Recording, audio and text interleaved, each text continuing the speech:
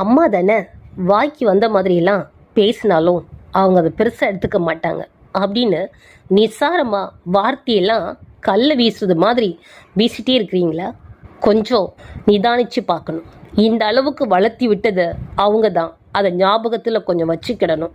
இன்னைக்கு நீங்கள் வளர்ந்து பெரிய ஆளாகி சம்பாதிச்ச உடனே உங்கள் அம்மா உங்கள் பார்வையில் ஏதோ ஒரு குப்பையை போல் தெரியுது. உங்களுக்கு உங்கள் பணம், உங்கள் கல்வி, உங்கள் பதவி முக்கியம். உங்கள் அம்மாவுக்கு நீங்கள் தான் முக்கியம். எந்த சூழ்நிலையிலையும் அதில் மாற்றமே கிடையாது. அதனால கொஞ்சம் நிதானிச்சு பேசுங்க. யார்கிட்ட பேசுகிறோம் அப்படின்ட்டு. கல்வியும் பதவியும் பணமும் முக்கியம் இல்லை.